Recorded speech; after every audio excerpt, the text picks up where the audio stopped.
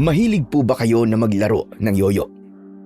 Sino ba naman po ang mag-aakala na ang isang simpleng laruan ay kaya palang magligtas ng buhay ng maraming tao? Magandang araw po sa inyo, Sir Blair. Lalong-lalo na po sa mga giliw niyong taga-subaybay. Sa kwentong ibabahagi ko, kasama ko ang lolo ko na si Lolo Mario. Mula po kami sa lahi ng mga intingero at lihim po kaming nanunugis ng mga aswang. Ngunit naging dahilan ito ng pagpapalayas sa amin ng mga tao sa baryo ng Bicol na minsan na naming nailigtas ang buhay mula sa mga kampon ng kadiliman. Upang lubusan niyo pong maunawaan ang aking istorya, ako nga po pala si Bobet. At ito ang aking kwento. The Voice Addict.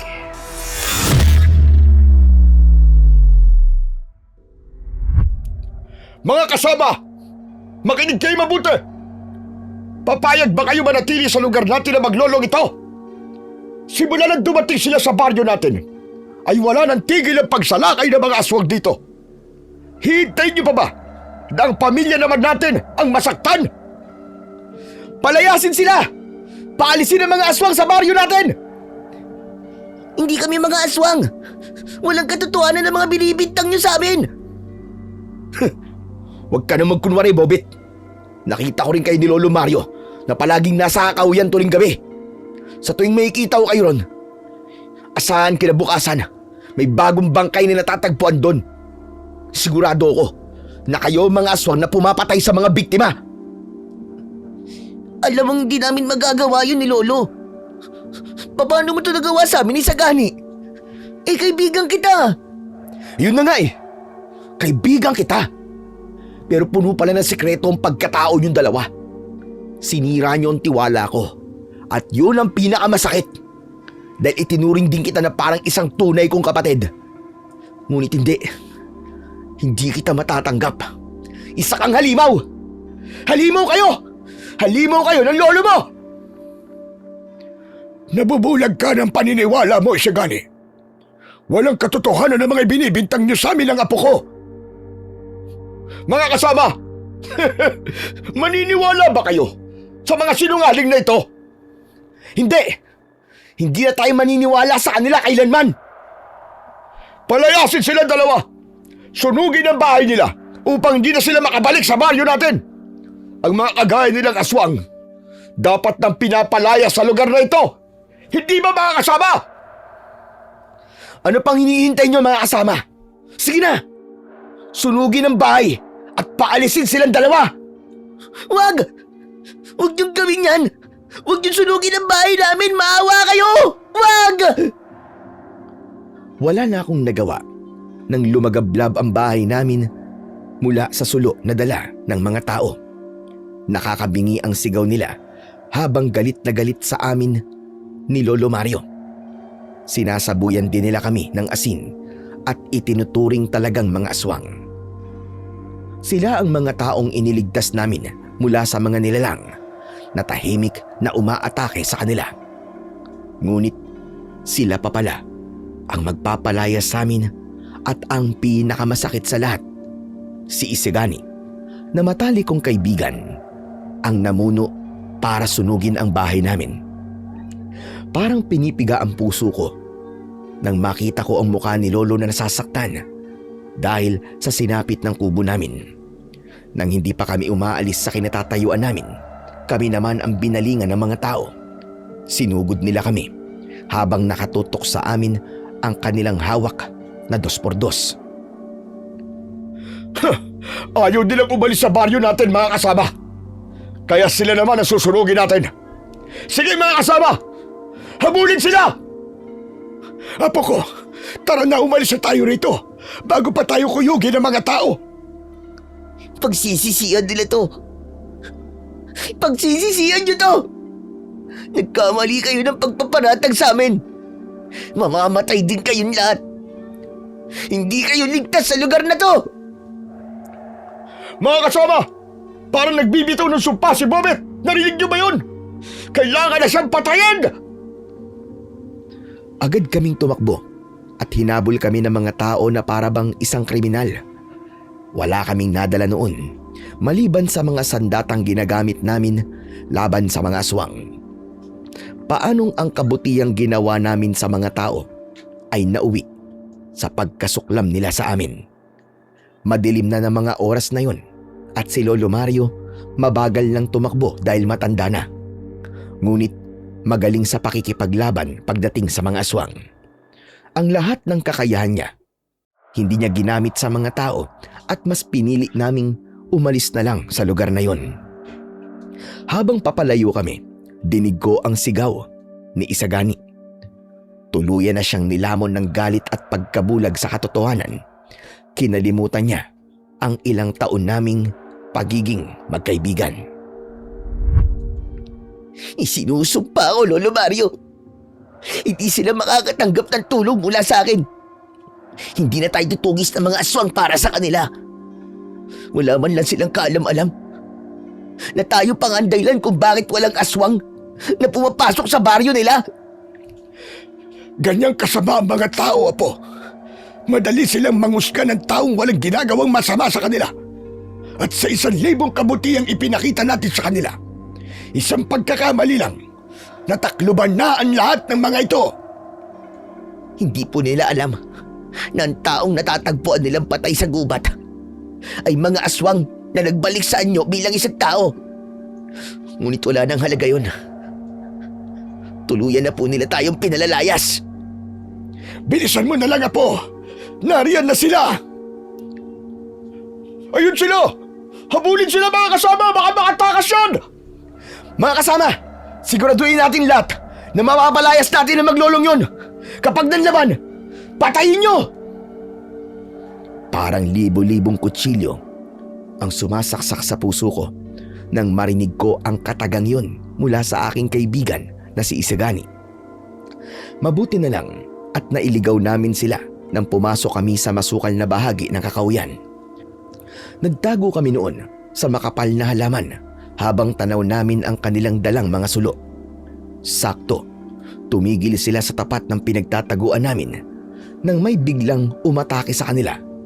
Nakakaibang mga nilalang. Agad na humaba ang kanilang dila at inatake ng mga ito ang dalawa sa mga taong humahabol sa amin. Sila ang mga tiktik na pangkaraniwang aswang sa baryo namin sa Alayaw. Sa unang pagkakataon, parang ang mga aswang pa ang tumulong sa amin. Nagkagulo ang mga tao at sabay-sabay silang kumaripas ng takbo dahil sa labis na takot. Habang ang dalawang tiktik abala sa paglapa sa kanilang mga biktima. Kung natakot ang mga tao, si Mang Rudy ay hindi. Nilapitan niya ang mga tiktik at inatake nito ng palo ang ulo ng mga aswang gamit ang 2x2. Tila dito niya ibinuntun ang galit na dapat ay para sa amin. Si Lolo naman, nanlilisik ang kanyang mga mata habang nakatingin sa nangyayari sa tapat ng pinagtataguan namin. Bakas ang galit sa anyo ng matanda dahil sa hindi makatarungang pagpapalayas sa amin. Simula ngayong gabi, wala nang magtatanggol sa inyo.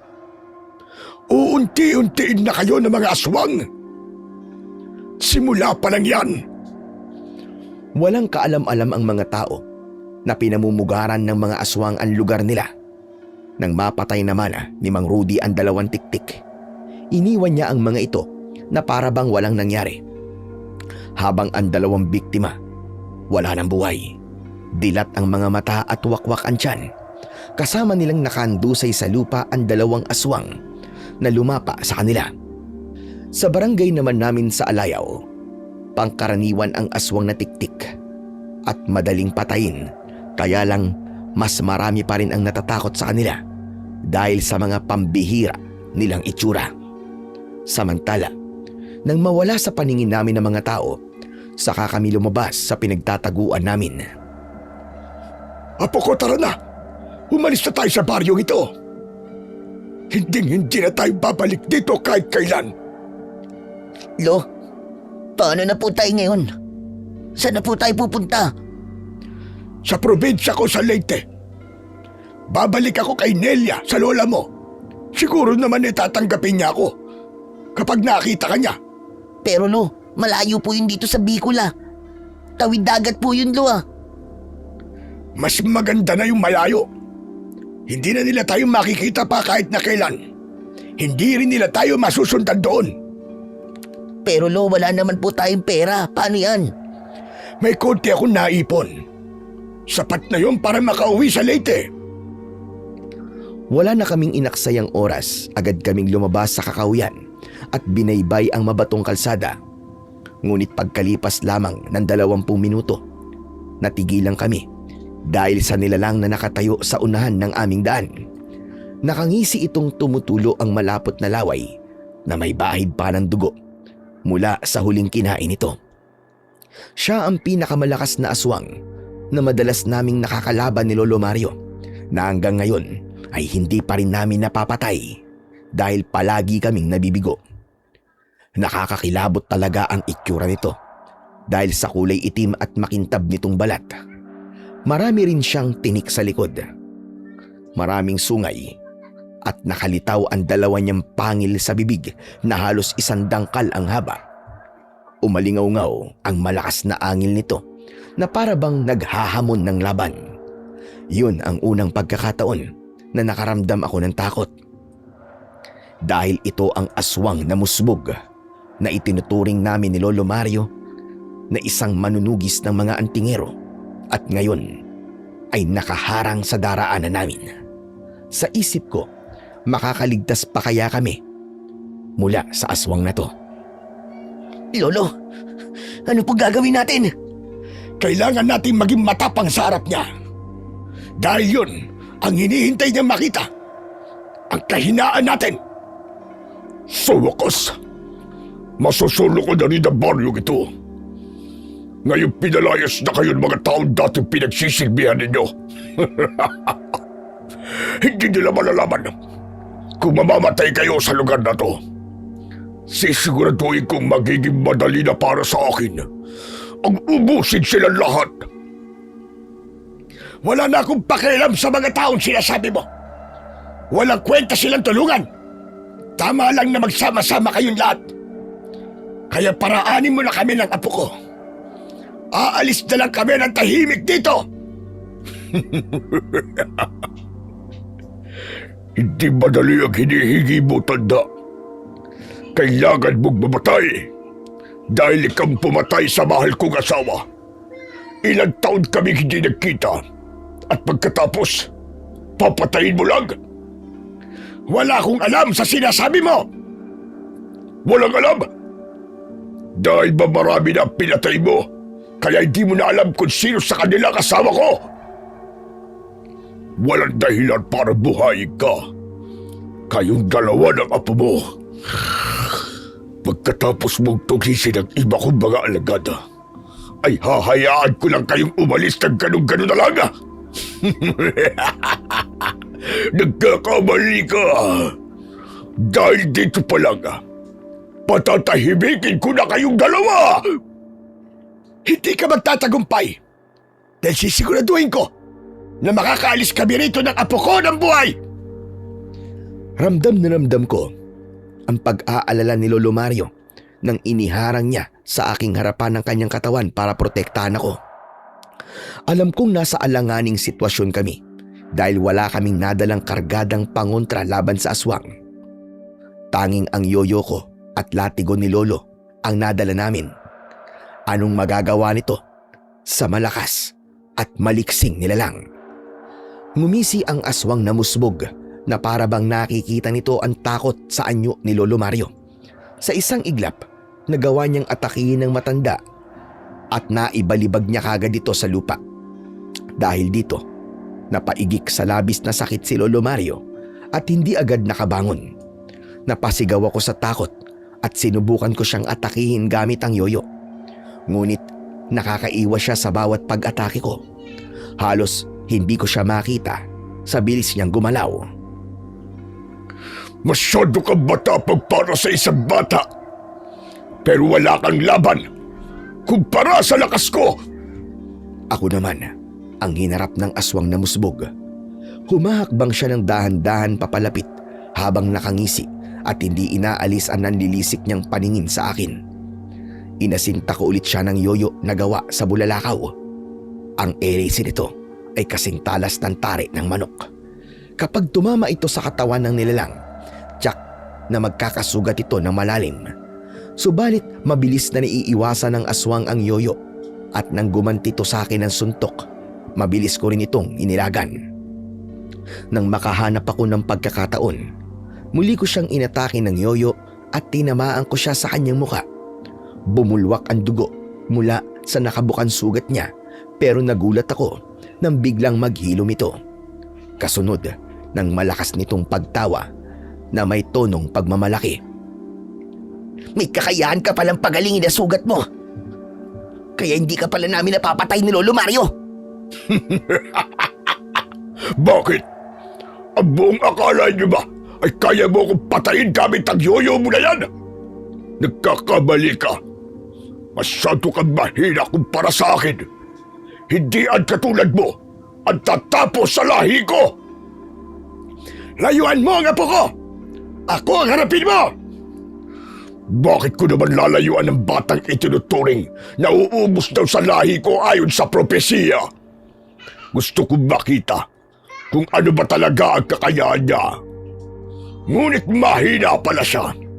Isa siyang inutil at walang silbing bata. Hindi ako mahina, hayop ka. Kaya kitang patayin! Muli ko siyang sinugod gamit ang yoyo. Paulit-ulit ko siyang pinatamaan ng hélice sa katawan. Pero ganun pa rin, naghihilom ang mga sugat niya. Kahit hindi ko alam kung ano ang ibig sabihin ng tungkol sa propesiyang sinasabi niya. Ginawa ko ang lahat para pabagsakin siya. Ngunit bigla niya akong sinakal sa leeg at agad na kinagat sa balikat. Napasigaw ako dahil sa labis na sakit. Ramdam na ramdam ko ang pagbaon ng mga ngipin niya sa laman ko, pati ang tunog ng paghigop niya sa dugo ko. Takot na takot si Lolo Mario nang marinig yun. Kaya mabilis siyang tumayo at inatake niya ng hampas ng latigo ang likod ng aswang. Nakita kong umusok ang sugat nito at napasigaw ito dahil sa labis na sakit. Doon ko napatunayan na hindi kayang pagalingin ng aswang na musbog ang sugat na manggagaling sa latigong baging ng balete. Dahil dito, inihagis ako ng musbog sa kakawyan. Napadaing ako sa sakit nang humampas ang katawan ko sa katawan ng puno. Kasunod nito, ang pagsigaw ni Lolo Mario ng kakaibang orasyon na lalong nagpatindi sa sakit na nararamdaman ng aswang. Tila napaso ang musbog at agad siyang kumaripas ng takbo papalayo sa amin. Naluluha namang lumapit sa akin ang matanda dahil sa pag-aalala. Nanginginig ang kanyang mga kamay nang alalayan niya akong tumayo. Apo ko, ayos ka na ba? Diyos ko, malalim ang sugat mo. Bumubulwak ang dugo. Ang sakit po. Napakakirot po ng sugat ko. Halika, sumampa ka sa likod ko. Hihingi tayo ng tulong sa mga tao. Nanginginig ang buong katawan ko nang sumampa ako sa likod ni Lolo Mario. Hindi ko makontrol ang pagtulo ng laway ko na para bang may mali sa sugat ko. Tiyak na may lason ang kagat ng musbog. Kaya ganito na lang ang pag-aalala ni Lolo Mario para sa akin. Habang pasan niya ako, hindi niya binitiwan ang yoyo at latigo niya.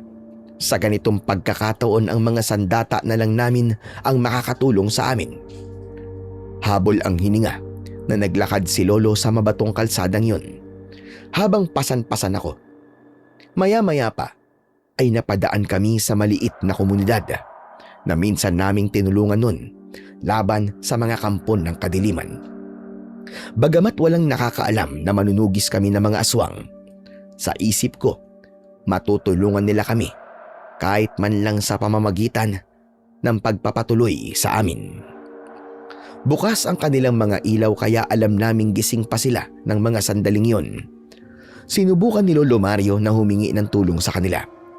Ngunit imbis na tulungan kami, pinagsarahan pa kami ng pinto. Ang mga taong dating iniligtas namin, ngayon ay tinalikuran na kami. Hindi man lang nila nalaman na kaming dalawa ni Lolo Mario ang dahilan kung bakit tahimik ang baryo nila. May pagkakataon na gusto ko nang ipagsigawan sa lahat na kami ang manunugis na mga aswang na tumutulong sa kanila.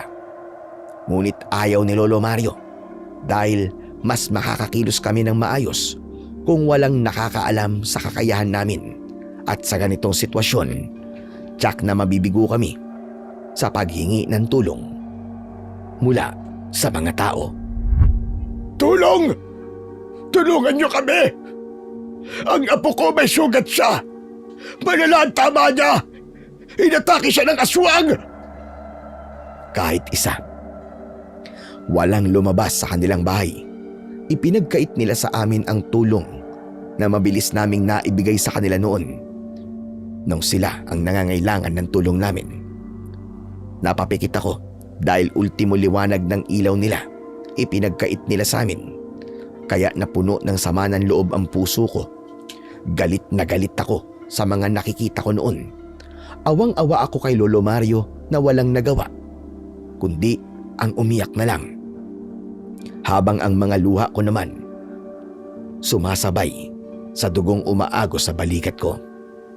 Mula sa sugat ko, pagdating namin sa dulo ng kalsada, madilim at malamig. Ibinaba ako ni Lolo sa lupa at agad niyang ginamot ang sugat ko sa paraang alam niya. Apo, patawarin mo ko! Hindi kita naprotektahan! Wala po kayong kasalanan, Lo. Ang mga tao yun, napakasama nila. Hindi ko alam kung paano tayo dumating sa ganitong sitwasyon. Ngunit gagaling ka po. Gagamutin kita, Bobet. Sana gumana ang gamot na to para matanggal ang lason ng laway ng aswang sa sugat mo.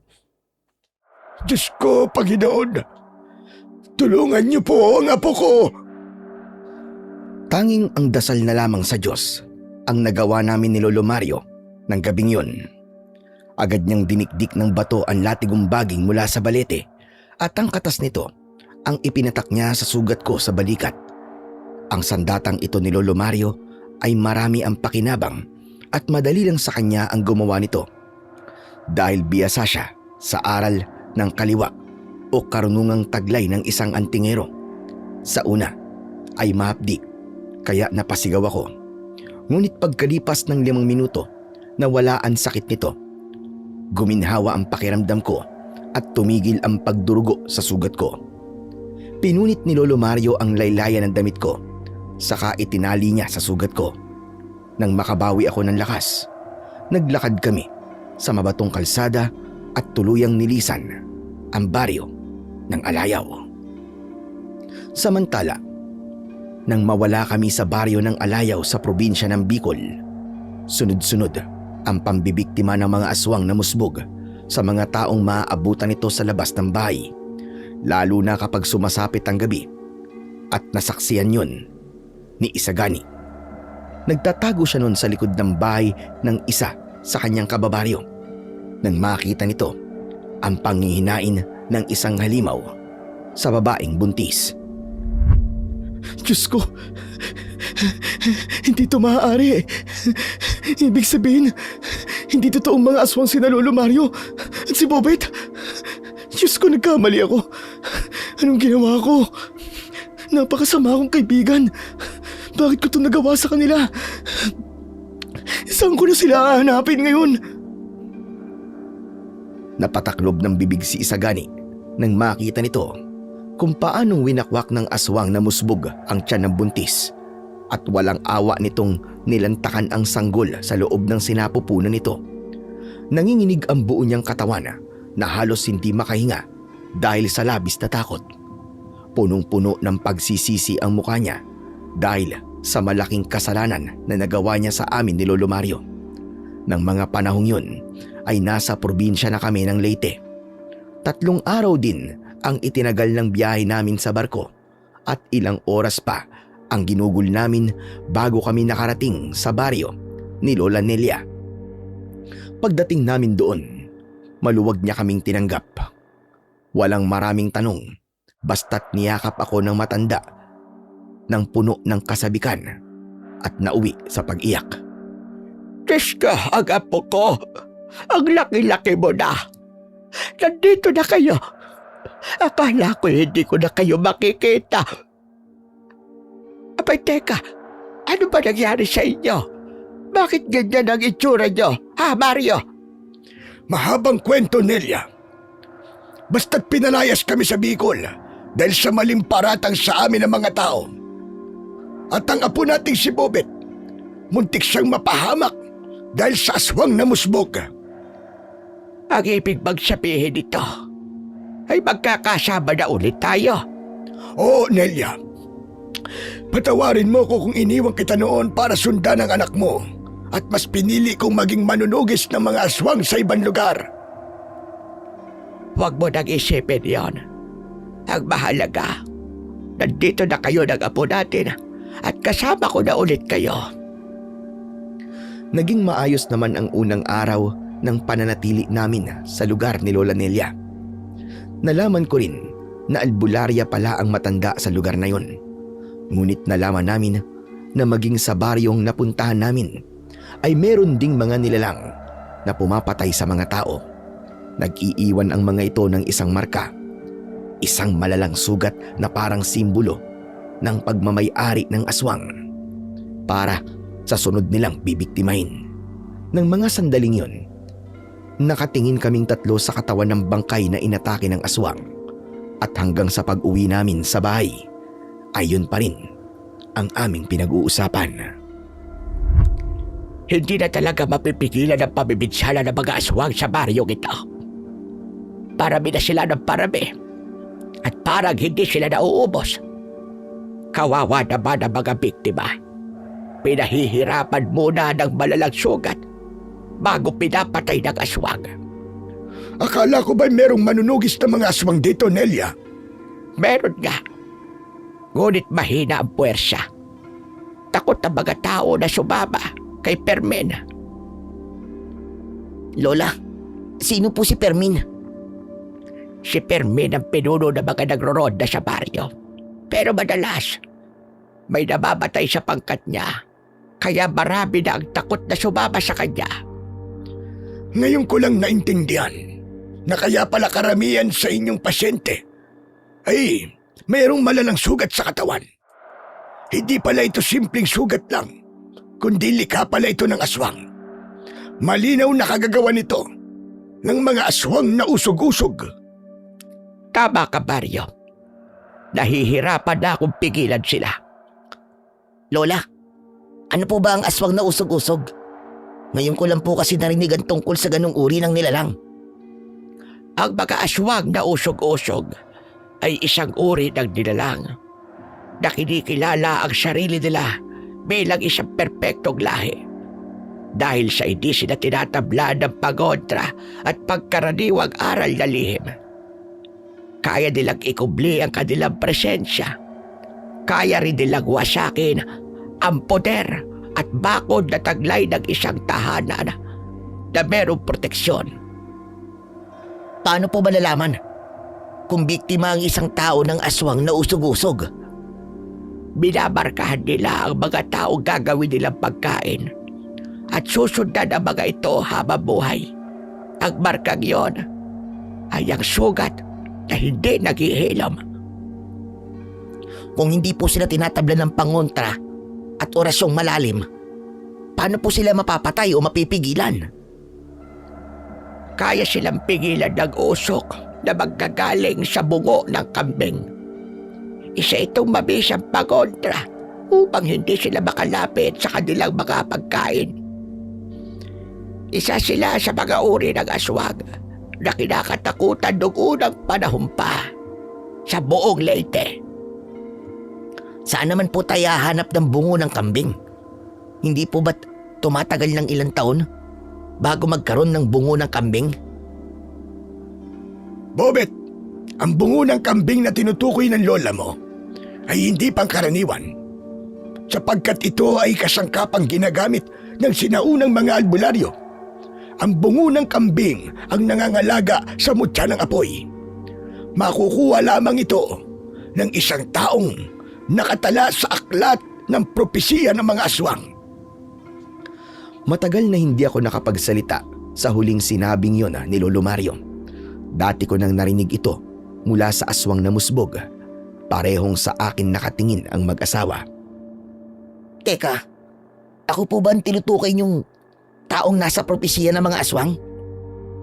Minsan ko na po kasi itong narinig mula sa aswang na musbog. Tama po bang ako po ang taong yon? Oo, apo. Ikaw ang taong tinutukoy sa aklat ng mga aswang. Pero bakit po ako? Paano pong nangyaring ako ang nakatakdang uubos po sa lahi nila? Ang batang may dugong antigero na isisilang sa kabilugan ng buwan ng Pebrero 29. Ang siyang nakatakdang uubos sa lahi ng mga aswang. Magtataglay siya ng pambihirang mga agimat na magagamit niya laban sa mga kampon ng kadiliman. Yan din ang dahilan, Bobet, kung bakit kita tinuruang maging manunugis ng mga aswang. Pero ayoko na pong maging manunugis ng mga aswang, Lolo. Hindi na po tayo babalik sa ganung uri ng gawain. Alam kong matindi ang galit mo sa lahat ng mga pinagdaanan natin. Ngunit ang nakatakda ay hindi maiiwasan at ang kapalaran ay hindi matatakasan. Akala ko noon, tuluyan na nating tatalikuran ang pagiging manunugis ng mga aswang. Ngunit hindi pa pala. Hinahabol tayo ng mga aswang kahit saan tayo magpunta. Palaging may kampon ng kadiliman na hahadlang at papatay sa iyo. Dahil ito sa marka ng buwan na nasa iyong batok. Ho? Marka ng buwan? Ngayon ko lang po nalaman na may marka po ng buwan sa batok ko. Dahil kahit minsan hindi ko ito binabanggit sa iyo. Ayaw ng nanay mo na malaman mo tungkol dito. Hanggat hindi niya nakikita ang tatay mo. Hindi kasi siya naniniwala noon na patay na ang ama mo. Pero wala naman pong nagpakita sa atin na tatay ko, di ba? Tapos ang sabi pa ng mga taong napagtanungan ninyo, yun nga, patay na po ang tatay ko. Oo, apo ko. Kaya ito na ang tamang pagkakataon para malaman mo kung ano ang nakatakda para sa iyo. May dahilan kung bakit ipinagkaloob ng Diyos na muli kang maibalik dito. Yun ay ang kunin ang nakatagong bugo ng kambing at mutya ng apoy sa gitna ng kumukulong putik.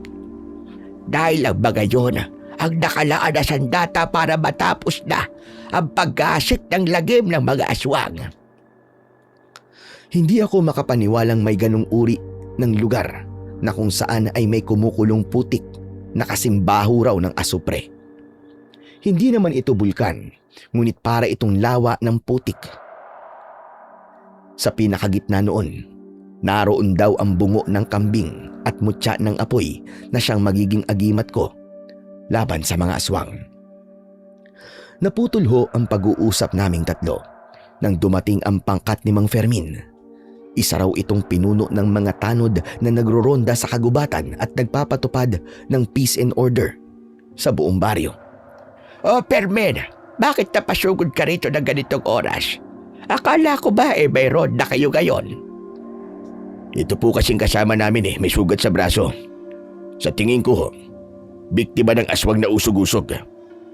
Aba, malala na yan Tsak na hinahabol na siya ng aswang na usog-usog. Nakita nga po namin siyang nakatago sa makapal na halaman sa gubat. Mabuti na lang at nakita namin siya. Kaya dinala kagad namin dito. Hala, sige. Ipasok niyo siya rito at ako na bahala sa kanya. Tutuloy na rin po kami, Nanay Nelia. Maraming salamat Nang umalis ang mga ito, ay hindi ko maintindihan kung bakit kinakabahan ako. Para bang nag-aalala ko na mayroong masamang mangyayari sa kanila. Ngunit mas pinili kong panoorin si Lola Nelia kung paano niya gagamutin ang sugat ng lalaki.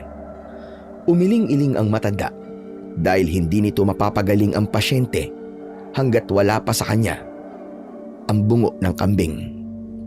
Sa sumunod na araw, nabalitaan kong napalaban sa mga aswang at namatay ang ibang mga kasama ni Mang Fermin. Kasunod ng pagkamatay din ng lalaking naging pasyente ni Lola Nelia. Dahil sa pagiging matigas ng loob ko, tiniis kong wag tumulong para tugisin ang mga aswang na usog-usog.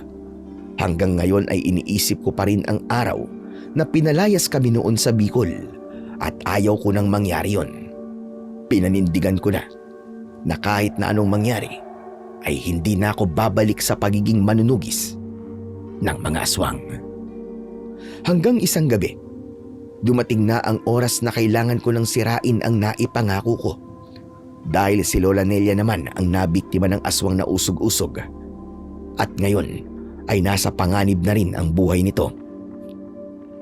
Lola, ayos lang po ba kayo? Kumusta po ang pakiramdam nyo? Hindi maganda ang pakiramdam ko, Bobet.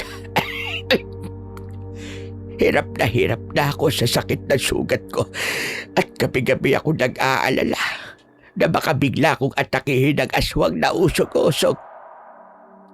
Kailangan ko ang tulong mo, apo ko. Nakikiusap ako.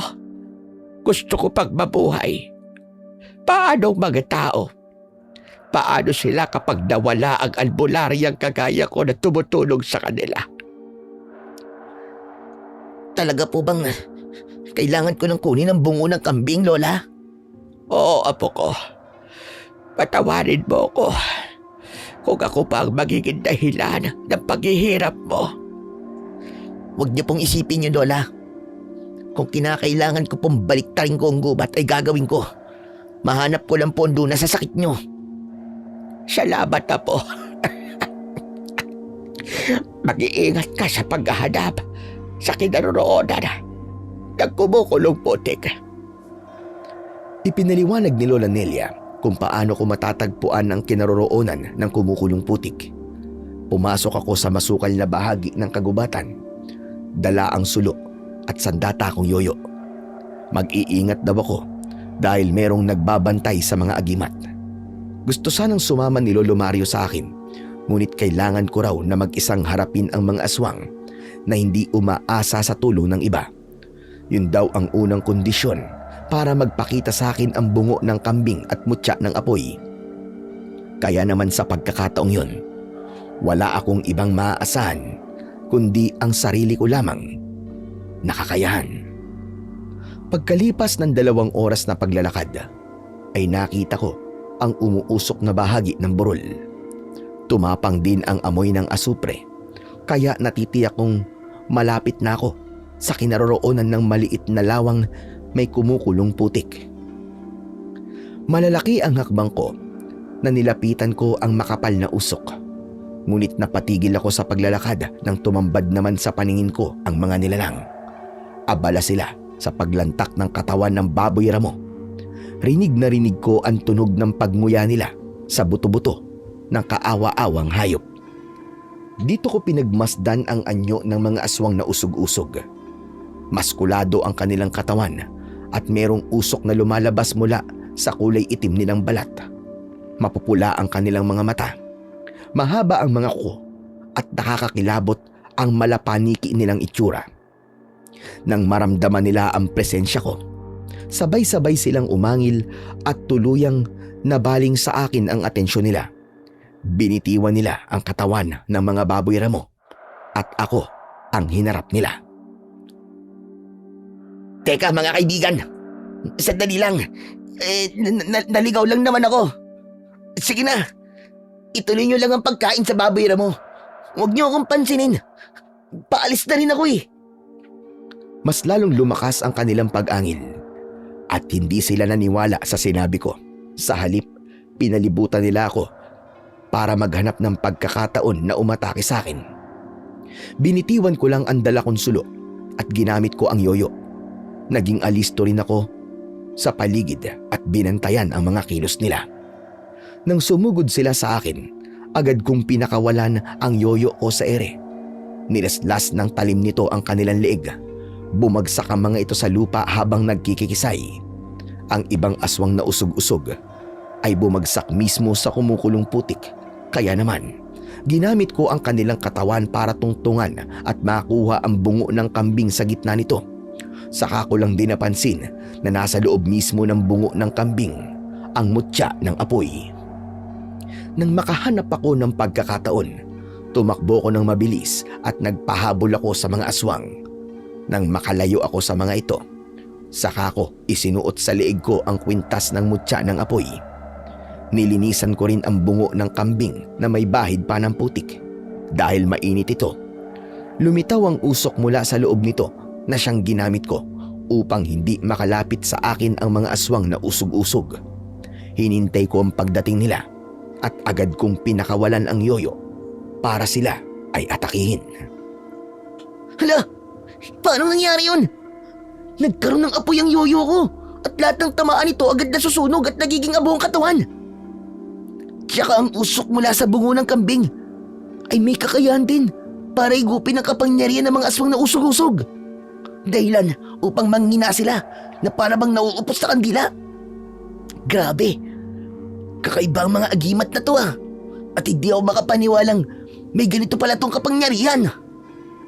Nang makabawi ako sa pagkakabigla, ay agad na akong nakipaglaban sa mga aswang. Hindi nila nahuhulaan kung saan at kailan ako aatake dahil sa kakaibang bilis ko sa pagkilos.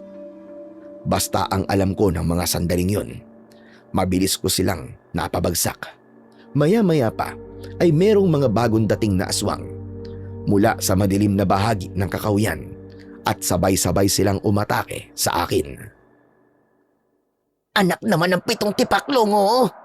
Nagtawag pa talaga kayo ng mga kasama. Humanda kayo. Hindi kayo magtatagumpay laban sa akin. Saktong paglapit ng mga aswang sa akin, lumiwanag ang suot kong mutya ng apoy at tumalsik ang mga ito sa kakahuyan. Bumagsak sila sa lupa habang nagkikikisay hanggang sa tuluyan silang nasunog at naging abo. Kung ganon, ito pala talaga ang kamatayan nyo, mga halimaw kayo. Kaya siguro binabantayan nyo ito na mabuti upang makasiguro kayong walang hahadlang sa pag-aasik nyo ng lagim. Ngunit nagkamali kayo dahil isinilang na ang uubos sa lahi ninyo. Nang matalo ko ang mga aswang na usog-usog, agad akong umalis sa lugar na yun at umuwi sa bahay. Ngunit nadatnan kong namimilipit sa sakit si Lola Nelia. Tumitibok-tibok ang sugat nito na para bang puso at may lumalabas dito na malapot na likidong may mabahong amoy. Pasintabi po sa mga kumakain ngayon, ngunit ito po talaga ang nangyari kay Lola Nelia noon. Sinasabayan pa ng alulong ng mga aso ang bawat pagsigaw ni Lola Nelia. Lola, nandito na po ako. Nakuha ko na po ang bungo ng kambing at mutya ng apoy. Sabi ko na nga ba't magtatagumpay ka po? Opo, ginawa ko po talaga ang lahat para magtagumpay. Lo, ito na po ang bungo ng kambing oh. Gamutin niyo na po si Lola Nelia. Oo, Bobeta po. Gagamutin ko na ang lola mo. Agad na tumayo si Lolo Mario nang iabot ko sa kanya ang bungo ng kambing. Nagsagawa lang siya ng orasyon at dahil dito, nagkaroon ito ng usok na siyang ginamit nitong panghaplas sa sugat ni Lola Nelia. Parang nagdahilan at agad na gumaling ang sugat ng matanda. Natuyo rin ito na para bang walang nangyari. Maya-maya pa ay may narinig kaming kaluskos mula sa labas ng bahay, kasunod ng malalakas na pag-angil ng mga aswang na usog-usog na para bang nasasaktan ang mga ito sa kumakalat na usok sa paligid ng bahay namin. Nandito na sila. Kukunin na nila ako. Hindi. Haharapin ko sila, Nelia.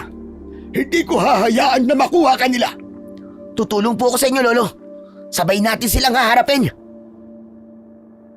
Alam kong may nangahas na kumuha sa aking binabantayang agimat. Narito ko para bawiin ang mga iyon. Hindi niyo magagamit ang bungo ng kambing laban sa akin. Nagkatinginan kaming tatlo nang marinig namin ang boses ng aswang sa labas. Totoong nasa paligid lang ng bahay namin ang mga usog-usog. Ako ang unang lumabas ng bahay, dala ang yoyo. Habang si Lolo Mario naman, dala ang bungo ng kambing at ang latigong baging mula sa balete. Hindi na kami nagulat nang makitang maraming aswang na usog-usog ang nakatayo sa labas ng bakuran namin, habang ang mga kapitbahay naman namin ay takot na nagsarado ng pinto at mga bintana. Masyado mo yatang minamaliit ang kakayahan ko, aswang na usog-usog. Talagang sumugod pa kayo rito para kalabanin ako. Hindi ba kayo natatakot sa akin?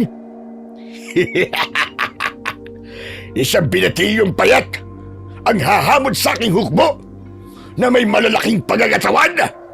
Nagpapatawa ka ba? Hindi ako paninindigan ng mga balahibo sa'yo. Nakita mo ba kung anong ginawa ko sa lola mo? Albularya siya. Ngunit wala siyang nagawa laban sa akin. Pues, ngayon ay meron na. Meron ang tatapat sa lakas ninyo. Talaga ba? Kung ganun, simulan na natin ang laban! Sumenyas ito sa mga alagad niya at isa-isa silang umatake sa amin. Agad kong pinakawalan ang yoyo at umikot ito sa ere, taglay ang apoy na may bilis na parang ipo-ipong hangin. Marami ang pinatay nito at sinunog na katawan ng mga aswang. Nanlaki ang mga mata ng pinuno dahil sa kakayahan ng aking yoyo. Idagdag pa ang usok mula sa bungo ng kambing na patuloy na nagbibigay ng pahirap sa mga kalaban. Wala silang kaalam-alam na ang usok na lumalabas sa bungo ng kambing ay isang malakas na pangontra upang higupin ang kanilang kapangyarihan. Samantalang si Lolo Mario naman, lahat ng tamaan ng kanyang latigo ay agad na nagkikikisay ang katawan at bumabagsak sa lupa na para bang lantang gulay. Dahil sa malalim na sugat na tinatamo ng mga ito mula sa latigo. Hindi nila mapagaling ang kanilang sugat. Dahilan upang maubusan sila ng dugo hanggang sa tuluyan silang mamatay at manigas ang kanilang katawan. Ano to? Anong nangyayari? Bakit ganyan ang epekto ng mga sandatang yan sa amin? Sino ba talaga kayo? Hanggang ngayon ba? Ay di mo pa rin alam kung sino kami at kung ano ang mga bagay na ito na matagal nyo nang iniingatan. Kami ang mga manunugis na mga aswang na papatay at uubos sa mga lahi ninyo gamit ang mga sandatang ito. Kaya katapusan nyo na! Ibig sabihin, ang batang yan ang itinakda. Hindi maaari. Lalaban kami hanggang sa huli naming hininga. Ano pang hinihintay nyo, mga alagad ko? Pasukin ang bahay nila at patayin ang dalawang yan! Maging ako ay nagulat sa kakayahan ko kung paano ako umikot ng mabilis na parabang ipo-ipo at nagawa kong mapatay ang mga nilalang na umatake sa akin. Sa tulong ng yoyo, napugutan ko ng ulo ang mga usog-usog hanggang sa nasunog ang kanilang katawan. Nakipagpambunurin ako sa kanilang pinuno at napaluhod dito sa lupa dahil sa mga tama niya sa katawan. Bumalik ito sa pagiging tao at agad ko siyang nakilala. Maging ang mga tao na lumabas ng kanilang bahay ay nagulat din nang makilala kung sino ang pinuno ng mga aswang na usog-usog. Kaya pala hindi nauubos sa mga aswang na usog-usog sa baryong ito. Dahil ang namumuno sa pagroronda ay isa palang aswang. Mga kasama, pagmasdan niyo mabuti si Fermin. Pinagkatiwalaan niyo siya pero heto, isa pala siyang halimaw. Nagulat na kayong lahat? Nararapat lamang sa inyong mamatay. Dahil kami lang ang dapat na mabuhay sa mundong ito. Pinapatay ninyo mga kagaya namin. Kaya inuunahan lang namin kayo. Pamilya kayo ng aswang. Kaya nararapat lang na tugisin kayo. Lalo na kung pumapatay at kumakain na kayo ng mga tao. Paano naman kami mabubuhay kung hindi kami kakain ng tao? Kayo lang ba ang binigyan ng Diyos ng karapatang mabuhay? Samantalang kami, itinuturing nyo kaming mga halimaw. Kaya ang dapat sa inyong lahat ay mamatay! Mabilis na tumayo si Mang Fermin. Tangka niya sanang bibigyan ng sakit ang mga tao. Ngunit mabilis akong kumilos at pinakawalan ang yoyo sa ere. Nasaksiyan ng lahat kung paanong nagkapira-piraso ang katawan nito hanggang sa tuluyan nitong nasunog at naging abo. Wala akong kaalam-alam noon na nasaksiyan ni Isagani ang ginawa naming pakikipaglaban sa mga usog-usog. Dito niya natuklasan ang totoo naming pagkatao na isa kaming manunugis ng mga aswang. Naluluha itong napahawak sa katawan ng puno na pinagtataguan nito. Nagbiyahe pa siya para puntahan lang kami sa Leyte. Isang pagkakamali ang hinusgahan ko ang pagkatao nila. Dahil ito pala ang katotohanan. Nasaksihan ni Isagani kung paanong nagpasalamat sa amin ng mga tao. Hinintay nito na pumasok kami sa loob ng bahay bago ito sumunod at nagtao po sa labas ng kubo namin. Tao po! Tao po! Hindi pa man kami nakakaupo sa upuan nang marinig namin ang pamilyar na boses ng isang lalaki. Ganun na nga lang ang gulat namin nang makita namin si Isagani na nakatayo sa pintuan. Nang lumabas si Lola Nelia mula sa silid nito, ay nagulat ito sa reaksyon namin ni Lolo Mario. Abay, may bisita yata kayo. Bakit hindi niyo siya papasukin? Hindi po siya bisita, Lola. Kalaban po siya. Bobet, magpapaliwanag ako, Bobet. Hindi ko na napigilan ang sarili ko at agad ko siyang binigwasan ng suntok na tumama sa kanyang muka. Tumalsik siya sa labas at pasadsad na bumagsak sa lupa. Nang aatakihin ko ulit siya ng suntok, pinigilan na ako ni Lolo Mario. Tama na, Bobet! Huminahon ka na! Bitiwan niyo po ako, Lo! O ikaw, hayop ka, anong ginagawa mo rito, ha? Ang kapal ng mukha mo, pakita pa sa amin! Traidor ka! Papatayin kita! Bobet, magpapaliwanag ako. Pakinggan niyo munang sasabihin ko. Bakit? Hinayaan mo ba kami magpaliwanag ng apo ko noon? Hindi, di ba? Kaya nga po nandito ako para humingi ng tawad sa inyo at magpaliwanag na rin. Opo, inaamin ko. Nagkamali po kami ng panghusga sa inyo. Lolo Mario, Bobet, magmula po nang mawala kayo sa baryo natin, hindi na po kami tinigilan ng mga aswang na musbog. Marami na po sa aming pamilyang namatay. Kasama po mga magulang ko. Umalis ka na. Wala kaming panahong makinig sa'yo. Traidor ka. Masama kang kaibigan. Bobet, Mario, sandali lang. Hayaan niyo muna siyang magpaliwanag. Hindi na po kailangan, Lola. Dahil wala siyang kwentang tao. Kailangan kong tulong mo, Bobet. Nakita ko kung paano mo pinatay ang mga aswang kanina. Tulungan mo naman kaming lahat, nakikiusap ako.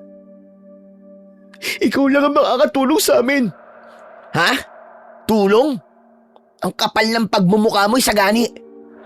Pagkatapos ng ginawa mo sa amin, hihingi ka ng tulong sa akin. Lumayas ka. Wala kang makukuhang tulong mula sa akin. At huwag na huwag ka nang babalik dito. Dahil kapag nakita ulit kita rito, ako mismong papatay sa'yo. Narinig mo ang sinabi ng apo ko. Makakaalis ka na. Hindi na kami babalik sa baryong yun. Isinumpa namin na hindi na kami magbibigay ng tulong sa inyo. Malungkot na umalis si Isagani sa loob ng bakuran namin. Halos sumabog ang dibdib ko dahil sa galit. Nang mawala ito sa paningin namin, tahimik kaming tinignan ni Lola Nelia at pumasok ito sa loob ng bahay. Pagkalipas ng 5 araw, tuluyang bumalik sa katahimikan ang baryo nila Lola Nelia. Isang gabi, kinausap ako ng matanda tungkol kay Isagani. Alam kong may natitira pang kabutihan sa puso mo para kay Isagani, Apo. Malayo ang Bicol sa Leyte. Nagsakripisyo ang kaibigan mo para lang humingi ng tawad sa'yo. Hindi ko na po siya kaibigan, Lola. Tinapos niya ang pagiging magkaibigan namin nung gabi na muntik kaming mamatay ni Lolo Mario. Ngunit nasa paghanib ba mga tao sa baryo ninyo? Hindi lahat ng mga tao roon ay naging masama sa inyo. Hinanap ka ni Isagani upang humingi ng tawad. Nagpakumbaba siya para humingi ng tulong sa iyo. Ako pa ba may kasalanan, Lola? Hindi ko pa siya pinatawad. Muntik kaming mamatay ng dahil sa kanya. Pero nagyari yon dahil wala siyang alam sa totoo niyong pagkatao. Kung naging totoo kayo sa kanya, hindi yun magyayari sa inyo. Sinasabi niyo po bang may kasalanan din kami ni Lolo? Oo, pareho kayong nagkabali. Pareho kayong hindi naging tapat sa isa't isa. Ang totoong magkaibigan, walang lihiman. Tama ang sinabi ni Nelia, Bobet. May punto siya na meron din tayong mali. Nakukonsensya akong tinanggihan natin ang paghingi ng tawad ni Isagani.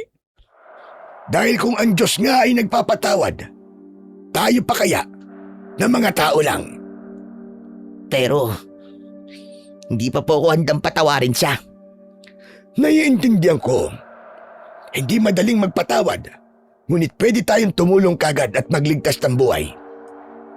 Hindi lahat ng mga tao sa Bicol ay masama. Kaya hindi natin sila dapat pagkaitan ng tulong.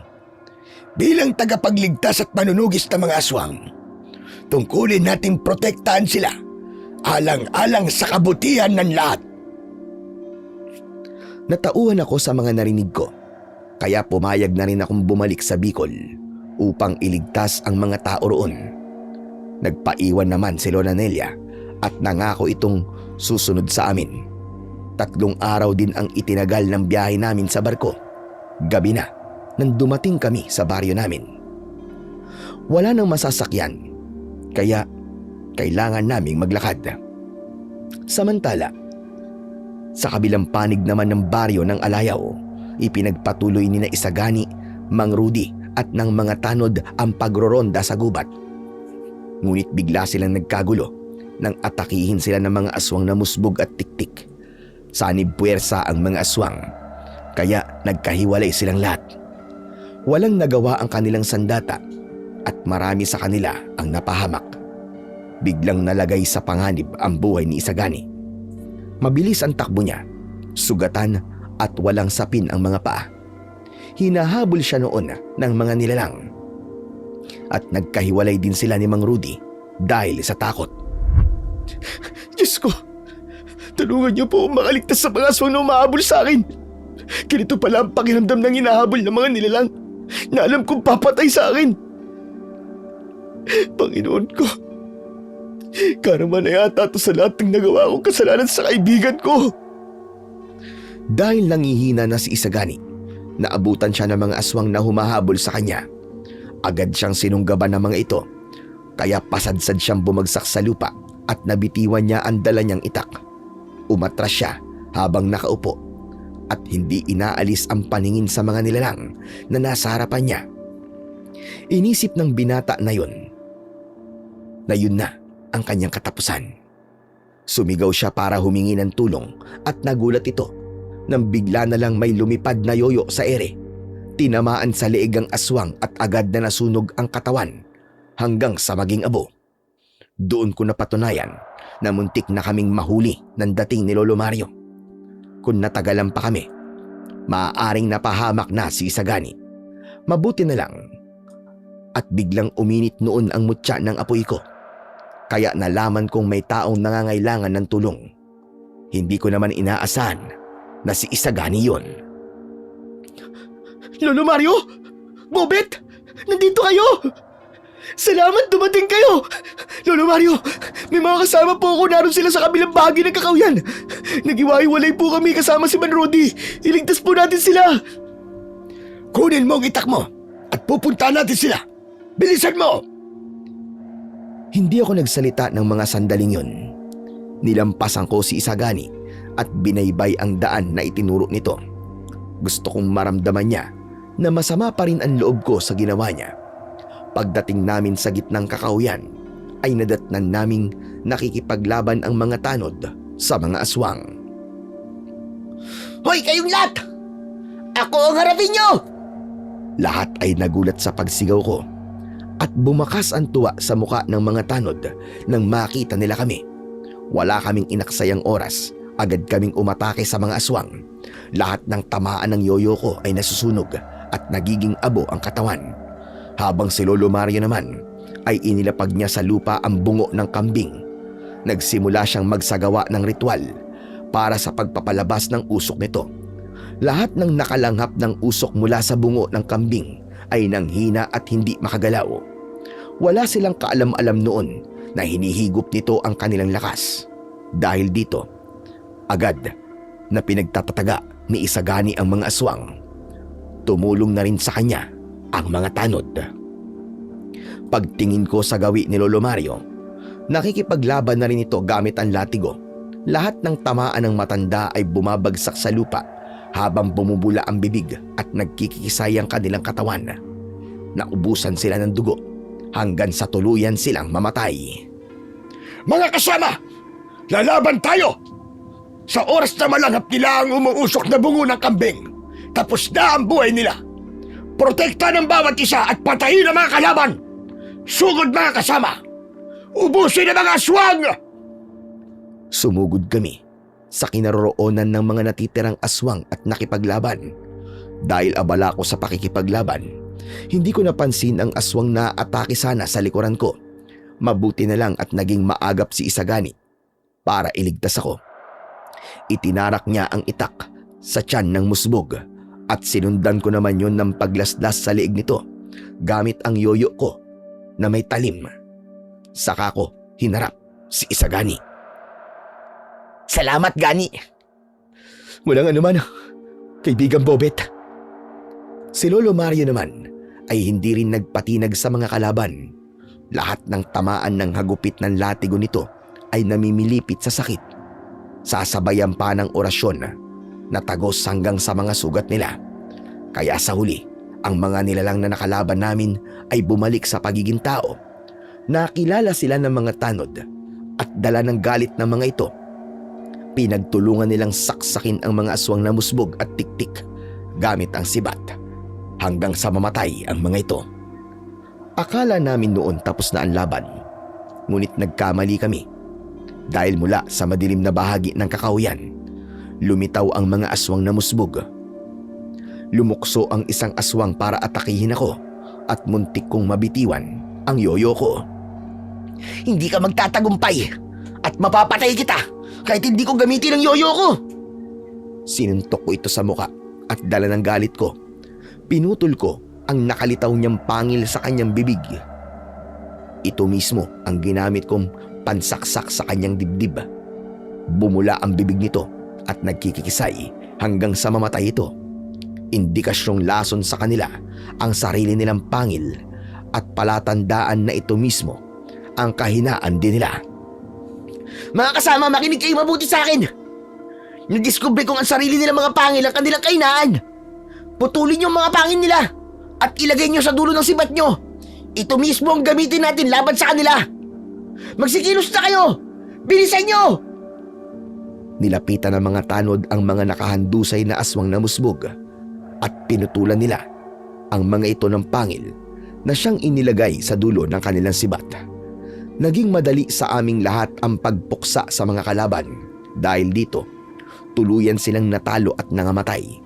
Sumigaw ang mga kasama ko dahil sa nakamit naming tagumpay, kahit ang iba sa amin ay malubhang nasugatan. Maya-maya pa ay umalis na kami sa lugar na yon at dinala kami ni Isagani sa bahay niya. Isa-isa naming ginamot ang mga sugatan gamit ang gamot na ipinadala sa amin ni Lola Nelia. Nang makapagpahinga kami, nakatingin lang sa akin si Isagani. Nababasa ko sa mga mata niya na gusto niyang makipag-usap sa akin. Nagpapakiramdaman lang kami kung sino ang unang magsasalita. Dahil dito, binasag na ni Lolo Mario ang katahimikan. Hanggang ngayon ba ay magpapataasan pa rin kayo ng ugali? Wala bang magpapakumbaba sa inyong dalawa? Pasensya na po kay Lolo Mario. Lalong-lalo na sa'yo, Bobet. Patawarin mo ako, ha? Hinusgahan ko ang pagkatao niyo at hindi ko kayo pinagkatiwalaan. Dahil sa pagkakamali ko, namatay ang mga magulang ko. At sobra kong pinagsisisihan ang nagawa kong kasalanan sa inyo. Ikinalulungkot ko nangyari sa mga magulang mo, Isagani. Kalimutan na natin ang nakaraan. Tama si Bobet Isagani. Ang nakalipas, hindi na kailangan balikan. Ang mahalaga, natuto tayo sa pagkakamali natin. May kasalanan din naman kami dahil itinago namin sa inyo ang pagiging manunugis namin ng aswang. Kaya patawarin mo rin kami. Sabay-sabay din na lumapit sa amin ang mga tanod para humingi ng tawad. Nagpasalamat din sila sa pagkakaligtas namin sa kanila. Magaan pala sa pakiramdam ang magpatawad. Halos maluwa kami ni Lolo Mario ng mga sandaling yon. Mga kasama, ito na ang simula ng pakikipaglaban natin sa mga aswang. Dito natin paplanuin ang lahat kung paano natin tutugisin ang mga kampon ng kadiliman. Hanggat maaari, itago ninyo ang tungkol sa pagbabalik namin. Asahan niyo po, Lolo Mario. Mananatiling lihim po ang tungkol sa inyo. Pansamantala, ay dumito po muna kayo sa bahay ko. Tara po sa loob nang makapagpahinga na po kayo. Umalis na rin ang mga tao at kami naman ay pumasok sa loob ng bahay ni Isagani. Kaya lang nagtaka ko dahil sira-sira ang dingding ng bahay nito na para bang walang nakatira. Maya-maya pa ay tinanggal nito ang takip sa saig at tumambad sa paningin namin ang silid sa ilalim ng lupa. Magmula nang mamatay ang mga magulang ko, dito na ako natutulog. Sinadya kong hindi ayusin ang bahay nang sa ganun ay palagi kong maalala ang mga magulang ko na pinatay ng mga aswang. Ang buong akala nga ni Mang Rudy, wala na nakatira dito eh. Teka, nabanggit mo ba kanina na kasama mo sa pagroronda si Mang Rudy? Bakit nga pala hindi natin siya nakita sa lugar na yon? Siguro natakot na naman siya sa mga aswang at iniwan kami. Napilitan lang naman siyang sumama sa amin eh. Dahil gusto niya makatulong. Kaya lang, palagi niyang naaalala ang nangyari sa kanya nun. Iba ang kutob ko sa ginagawa niya. Para bang may mali? Wala pong mali sa kanya, Lolo Mario. Nagkaroon po kasi siya ng takot sa mga aswang eh. Magmula po nang atakihin siya ng gabing pinalayas namin kayo. Umuwi po siyang duguan at may mahabang kalmot sa likod. Hanggang ngayon po, hindi pa rin gumagaling ang sugat niya. Kaya naiintindihan ko po kung bakit po siya nagkakaganon. Anong sabi mo? May kalmot siya sa likod? Opo. Bakit parang nagulat po kayo? Dahil imposible ang sinasabi mo. Nakita ko kung paano niya pinatay ang 2 tiktik na pumatay sa 2 lalaki. Ho? Ibig sabihin, nagsisinungaling po siya? Ganun na nga. Malakas ang kutob kong si Rudy ay isang aswang na musbog. Teka, hindi ko po kayo naiintindihan eh. Paano niyo po nasabing aswang po si Mang Rudy? Dahil sa sugat na sa likod na hindi naghihilom. Sa normal na tao, gagaling yon kapag ginamot. Ngunit kung hindi ito naghihilom, ibig sabihin, ang sugat niya ay nakuha niya mula sa isang sagradong sandata. At yun ay ang aking latigong baging. Nakita mo naman ang epekto nito sa katawan ng mga aswang, hindi ba? Opo, pero parang ang hirap naman po yatang paniwalaan na isang aswang si Mang Rudy. Walang mahirap doon, Isagani. Magaling magpanggap ang mga aswang. Kung ganun, Lolo, siya ang umatake sa akin at kumagat sa balikat ko, ganun po ba? Oo, Bobet. Nangangahulugan din ito na matagal niya na tayong pinaiikot sa mga palad niya. At siya ang may pakana sa pagpapalayas sa atin ng mga tao sa baryong ito. Hindi niya tayo kayang pabagsakin. Kaya gumawa siya ng paraan para mawala tayo. Kung totoo ngang aswang si Mang Rudy, aba, napakawalan niya. Pinatay niya ang tatay at nanay ko. Anong dahilan? At dinami niya mga magulang ko. Dahil mga manggagamot ang mga magulang mo, Isagani. Ang aswang na musbog, ang itinuturing na mangangaso ng mga antingero, albularyo at mga manunugis ng mga aswang.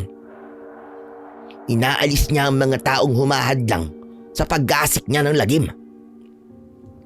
Napatiin bagang na napakayom ng mga kamao si Isagani dahil sa labis na galit. Maya-maya pa ay may bigla itong naalala.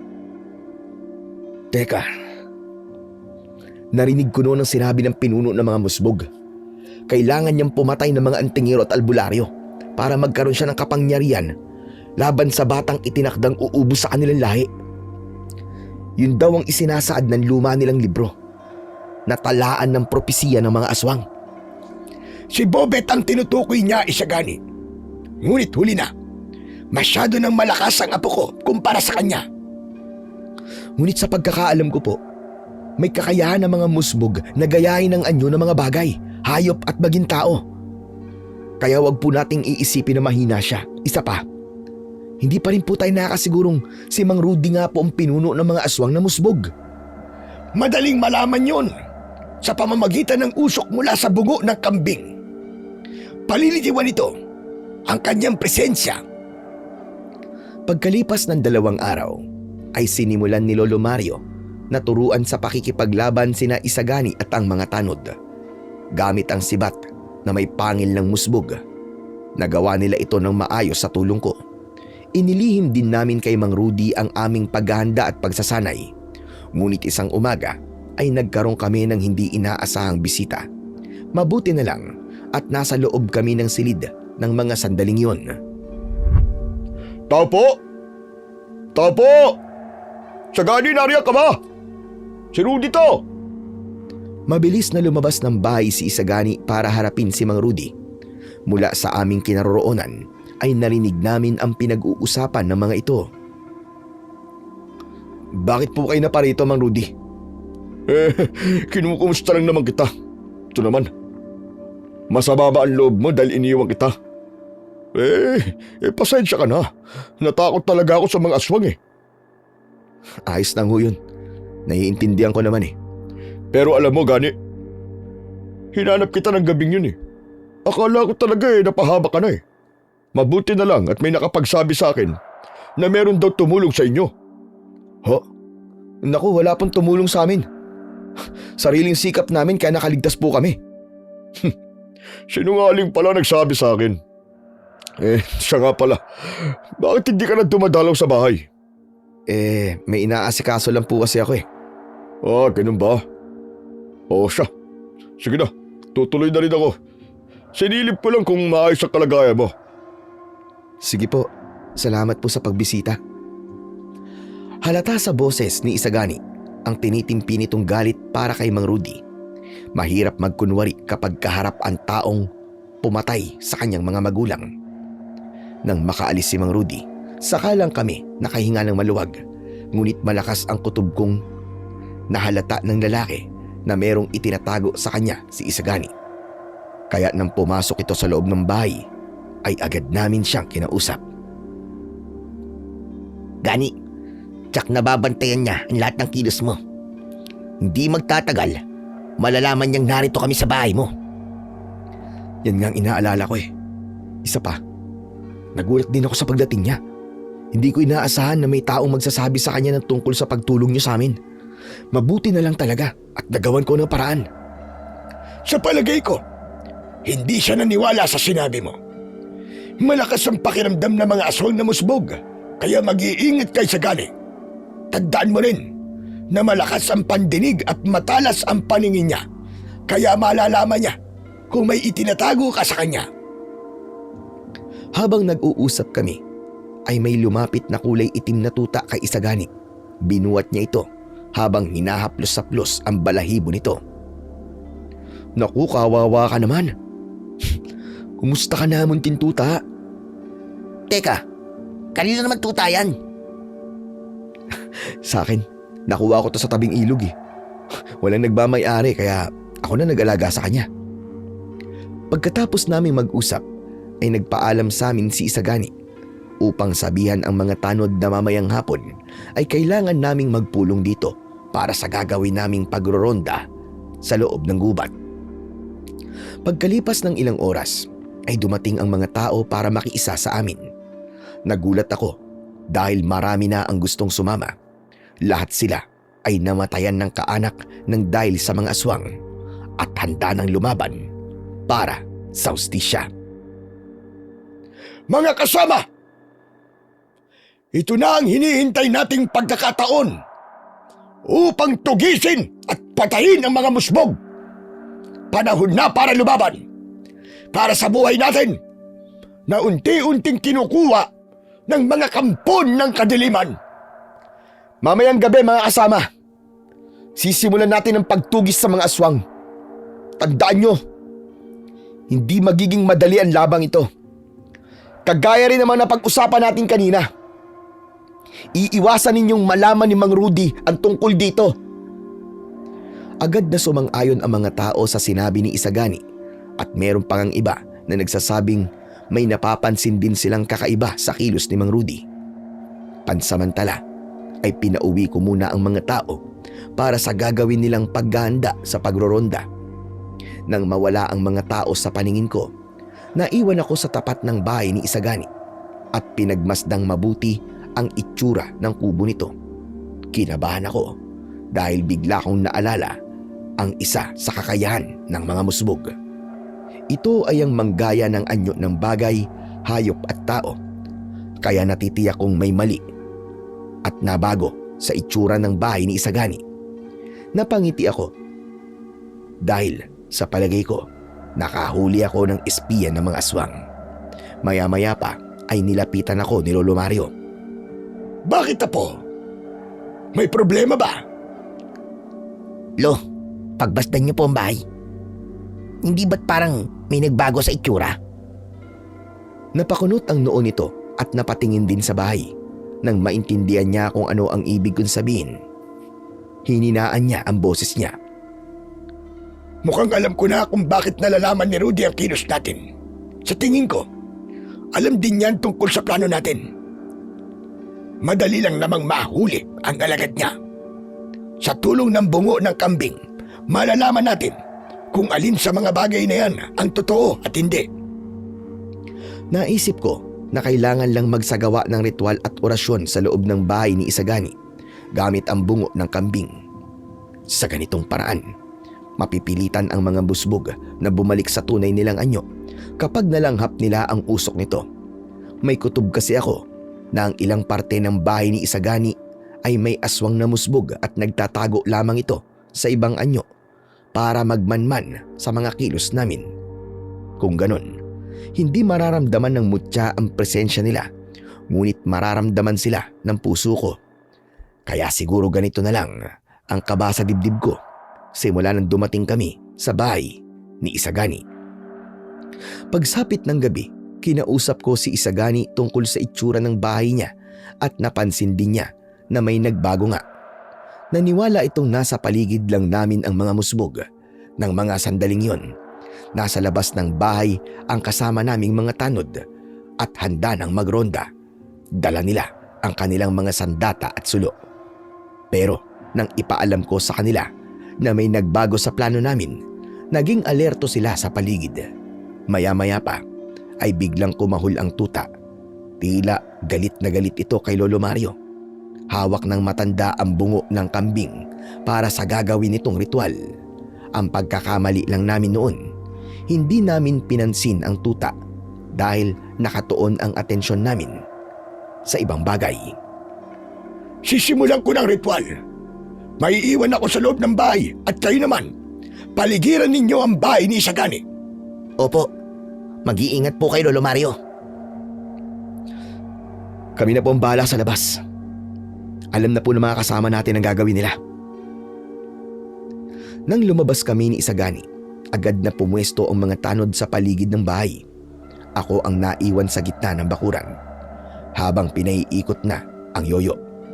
Handa na ako sa biglang paggalaw ng mga nilalang na nakadikit sa dingding ng kubo.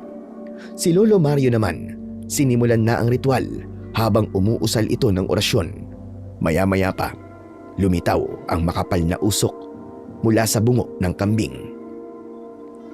Huwag na kayo magtago sa sulok ng bahay ni Isagani. Bistado na namin kayong lahat. At kung magmamatigas pa rin kayo sa pagpapanggap, mauubos ang lakas nyo. Dahil hihigupin ng bungo ng kambing ang kakayahan ninyo magpalit ng anyo. Kaya ngayon pa lang, kumilos na kayo at lumaban ng patas sa amin.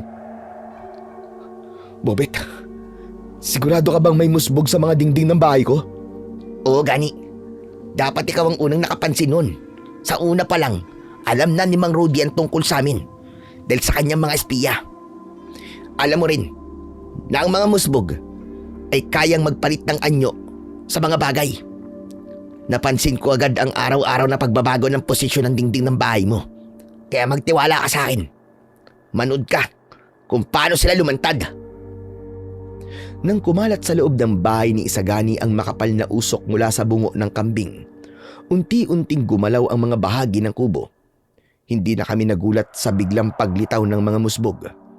Sabay-sabay ang mga ito na umangil ng malakas. Nahalata ang galit sa kanilang tinig. Kumintab ang kulay itim nilang balat at nagsimulang lumapit sa amin. Bakas sa anyo ng mga tanod ang takot. Kaya napaatras sila ng hakbang pero hindi nila inaalis ang kanilang paningin sa mga aswang. Magsipaganda kayo! Ito na simula ng laban! Agad kong pinakawalan sa ere ang yoyo ko para atakihin ng mga aswang. Isa-isa silang tinamaan sa leeg at nasunog ang katawan. Ang mga tanod naman, gamit ang kanilang sibat na may pangil ng musbog, inatake nila ng sabay ang mga aswang. Walang nagawa ang mga ito, kundi ang magkikisay ang katawan hanggang sa mamatay. Samantalang si Lolo Mario naman ay abala na rin sa pakikipaglaban sa mga musbog gamit ang kanyang latigong baging. Habang ang bungo ng kambing ay patuloy sa pagpapakawala ng makapal na usok na siyang nagdudulot ng kahinaan sa mga kalaban. Kanya-kanya silang kalaban at walang gustong magpatalo. Lahat sila ay biyasa na rin sa pakikipaglaban, kagaya ni Isigani. Mga kasama, mag-iingat kayo. Nararamdaman kong mas marami ang parating na mga aswang ngayon. Bobet, tingnan mo ang tuta. Wala niya. Aswang ang tuta na tinulungan ko. Anak ng putya, oh! Naisaan tayo! Napakalaki niya, Bobet. Mas malaki siya sa mga aswang na kalaban natin. At higit na mas matatalas ang tirik sa katawan niya na para bang dulo ng tali ng manok. Protektahan mo mga kasama natin, Sagani. Natitiyak ko na siya ang pinuno ng mga musbog. Ako nga harap sa kanya. Sige na, kumilos ka na, bilisan mo! Lumayo ako sa mga kasama ko at hinarap ko ang pinuno ng mga aswang na musbog. Nakatayo ito at ilang di pa lang ang layo sa akin. Umaangil itong tumutulo ang malapot niyang laway habang nakangisi. Mapupula ang kanyang mga mata na para bang nagbabagang apoy sa dilim at ang kanyang mahabang kuko ay nakabuka na handa nang umatake sa akin. Ngayon ka lumaban sa akin, hayop ka. Ikaw ang dahilan kung bakit pinalayas kami sa baryong to. Sa amin na ibintang ang masamang gawain mo. Kaya lang, nahuli na kita. Nasisigurado kong ikaw si Mang Rudy.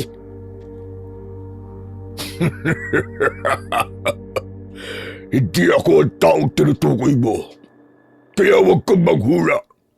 Kung sa bagay, hindi mo na malalaman kung sino ko. Dahil sisiguraduhin kong mamamatay ka na sa aking mga kamay kapag nahigop ko ang dugo mo at nakain ko ang laman loob ng batang itinakda.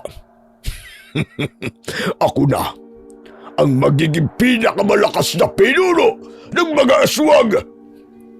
Huwag kang mangarap ng gising dahil hindi yun matutupad.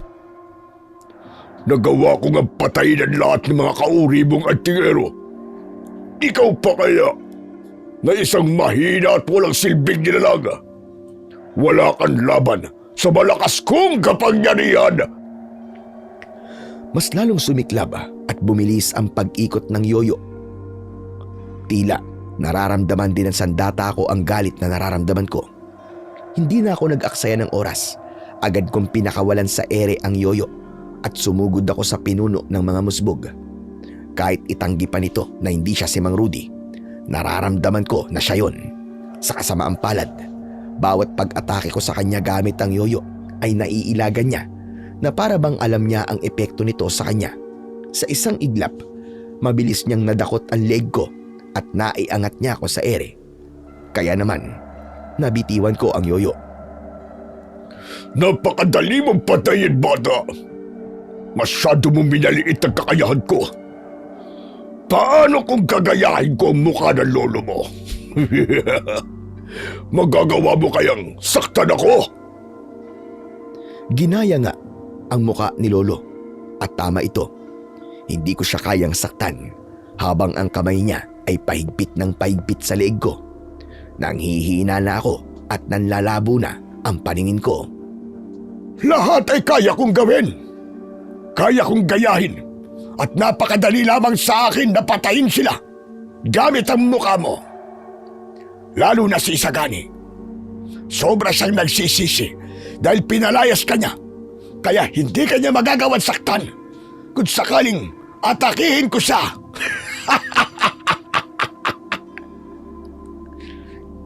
Hindi ka magtatagumpay. Kahit kanino pang mukha gayahin mo, hindi maitatago ang pagiging halimaw mo. Walang nakakakita ngayon sa ginagawa ko sa iyo. Dahil abala sila sa pakikipaglaban sa mga alagad ko. Sa oras na gayahin nila ang mukha ng kaanak nila, wala na silang magagawa pa. Madali na para sa mga alagad ko ang mapatay sila. Hindi ko hahayaang magyari yun. Isang malakas na sigaw ang pinakawalan ko at ubod lakas ko siyang sinipa sa dibdib. Nagulat ito nang biglang nagliyab ang sipa ko at naging dahilan ito para mabitiwan niya ako. Saglit na natigilan ang mga naglalaban nang makita nilang may bumalot ng apoy sa buong katawan ko. Ito mismo ang bisa ng mutya ng apoy. Kaya natakot ang mga musbog at napalayo sila sa mga tao. Kahit magpalikpakin ng anyo, malalaman ng mga tao na hindi kayo ang kaanak nila dahil ang pamilya nila hindi nananakit.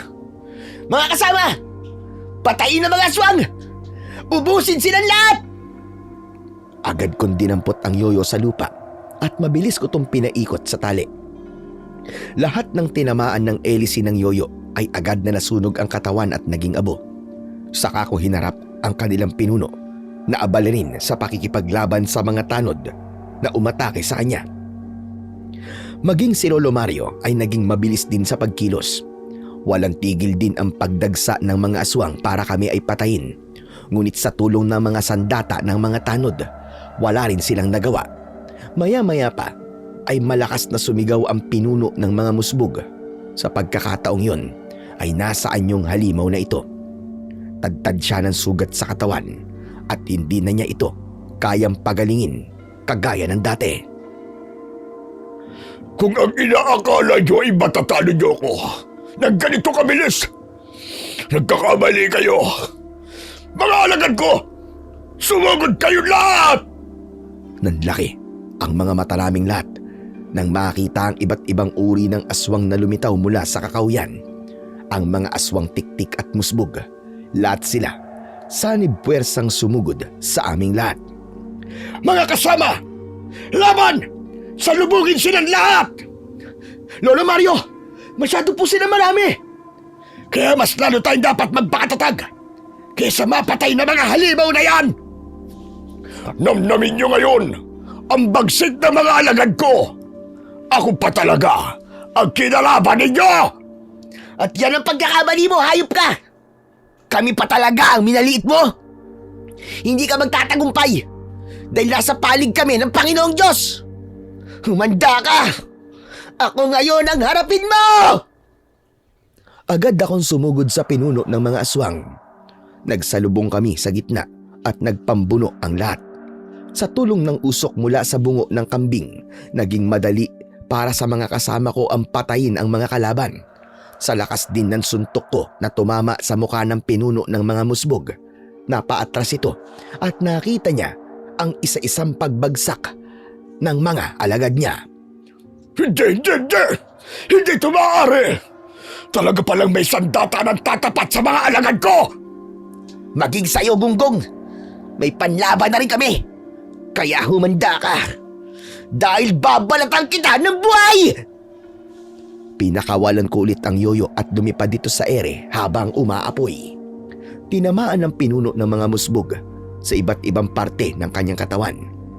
Dahil dito, kinuha naman ni Lolo Mario ang umuusok pa rin na bungo ng kambing at inilapit niya ito sa nakaluhod na pinuno. Kaya hindi na ito nakagalaw. Mula naman sa madilim na bahagi ng kakahuyan, nagsipag datingan ang mga tao sa pangunguna ng bagong dating na si Lola Nelia. Mga kasama, tulungan niyo maglolo at patayin ang mga aswang! Maging ang pinuno ng mga aswang ay nagulat sa biglang pagdating ni Lola Nelia. Kasama ang taong bayan na may mga dalang itak. Lahat kami ay natuwa nang makita kung paanong pinatay ng mga ito ang natitirang alagad ng pinuno ng mga aswang. Sa isang iglap, tuluyang nagapi ang mga ito at pinaligiran ang nakaluhod na pinuno ng mga musbog. Pinagmasdan namin kung paanong unti-unting nagpalit ng anyo bilang tao ang pinuno ng mga aswang. Hayop ka! Sinasabi ko na nga ba't ikaw yan, Mang Rudy? Walang hiya ka! Ibinintang mo pa sa maglolo ang kasamaan mo! Nararapat lang yun sa kanila. Dahil pinatay nila ang kasama ko si Amara. Sinong Amara ang tinutukoy mo? Sino pa? Kundi ang babaeng nakita kong nasa kantungan mo habang naghihingalo. 12 taon na lumipas. Hindi ko makakalimutan ang araw na pinatay mo siya. Matagal kaming hindi nagkasama ng asawa ko. Kaya naman, tinanggap ko ang binhi ng hari ng musbog upang ako mismo ang magasik ng lagim sa baryong ito para lang ipagiganti ang pagkamatay ni Amara. Pinatay ko lahat ng manunugis sa mga aswang. Lahat sila. Nakatikim ng galit ko. Tila nabibingi ako sa katahimikan ng gabing yon habang naluluwa ang aking mga mata. Dahil ang Amara na tinutukoy niya ay ang nanay ko at ang anak ni Lolo Mario. Paano papatayin ng isang ama ang anak niya? Malinaw na nagkamali siya ng pangunawa at ang masaklap pa. Tatay ko ang taong ito, ang taong tinutugis ko. Si Lola Nelia ang napahagulgul ng iyak habang si Lolo Mario ay tulala. Hindi magagawang patayin ni Mario ang sarili niyang anak. Anak namin si Amara. At kung tama ang hinala ko, ikaw si Rudy. At hindi ganyan ang itsura mo, tama ba? Anong ibig niyo sabihin? Ikaw ang dahilan kung bakit nagpunta rito ang anak namin si Amara. Buntis siya noon at ikaw ang ama ni Bobet. Siya ang anak niyo ni Amara. Hindi totoo yan. Totoo ang sinasabi ni Nelia. Kung ikaw ang pinuntahan ng anak ko rito, nagkamali ka sa nakita mo. Hinanap ka ng anak ko pagkatapos niyang maipanganak si Bobet. Hindi ako ang pumatay sa kanya. Biktima siya ng aswang na kinampihan mo, Rudy. Namatay siya sa paghahanap sa iyo. At siya rin ang dahilan kung bakit naging manunugis kami ng aswang. Lola, akala ko po ba patay na ang ama ko? Yun din ang akala namin, Bobet. Dahil nagpalit siya ng anyo bilang Rudy. Hindi yan ang totoong itsura ng ama mo, Bobet. Yan lang ang ginagamit niyang buka kapag humaharap siya sa tao. Diyos ko, kung totoo sinasabi ninyo, muntik ko na patayin ang sarili kong anak. Sa isang iglap ay nagbago ang anyo ni Mang Rudy na ngayon ay ama ko pala. Naging isang lalaking may maamong muka at nagulat ang mga tao sa kakayahan niya na yon ng isang pinuno ng mga musbog. Kamukhang kamukha ko siya at hindi maitatangging siya nga ang ama ko. Napaatras sa mga tao dahil sa pagkabigla maging si Isagani. Ngunit huli na. Oras na lang ang hinihintay ay tuluyan ng maglalaho ang katawan ng ama ko. Kaya hindi ako nag-aksaya ng oras. Kahit masama siya, ama ko pa rin siya. At biktima ng maling paniniwala. Agad ko siyang niyakap ng mahigpit. Tay! Tay, patawarin niyo ako. Hindi ko po alam. Hindi anak. Ako ang patawarin mo. Muntik kitang mapatay. Sinaktan kita. Tay! Tay, huwag niyo akong iiwan, Tay! Huwag niyo akong iiwan! Ang lahat ng kasalanan ay may kabayaran, anak. Sa kabilang buhay, hihingi ako ng tawad sa Panginoong Diyos at sa nanay mo. Anak, ipinagmamalaki kita. Dahan-dahang bumagsak sa lupa si Tatay Rudy. Pagkatapos ay nagkikisay ang katawan. Humagulgol ako ng iyak habang mahigpit siyang yakap. Sina Isagani, Lola Nelia at Lolo Mario naman. Lahat sila ay nakahawak sa balikat ko. Maging ang mga tao ay naluha rin sa masaklap na pangyayari sa buhay namin ng ama ko. Hindi kami nagkaroon ng pagkakataong magkasama. Dahil ng gabing yun ay tuluyan niya na akong iniwanan. Gumawa siya ng kasalanan. Nabuhay din ang kabayaran. Kung hindi siya mawawala, patuloy naguguluhin niya ang mundo. Hindi namin hinintay na muli kaming palayasin ng mga tao sa baryo. Kusa kaming umalis ni Lolo Mario para sa ikatatahimik ng buhay ko. Ngunit naging bayani kami sa paningin ng mga tao roon, na lahat ay humingi ng tawad sa naging pagkakamali nila noon. Hanggang ngayon ay mabigat pa rin ang loob ko sa nangyari sa mga magulang ko.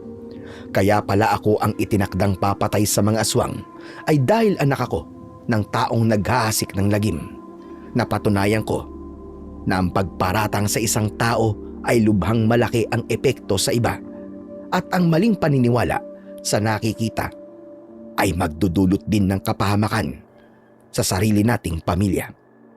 Kaya ang dapat, mas piliing gumawa ng kabutihan kaysa piliin ang kasamaan. Dahil sa huli, buhay pa rin natin ang magiging kabayaran. Ngunit ang mahalaga sa lahat ay ang paghingi ng tawad sa mga taong nagawan natin ng kasalanan. Lalong-lalo na ang paghingi ng kapatawaran sa Diyos na siyang may lalang sa ating lahat.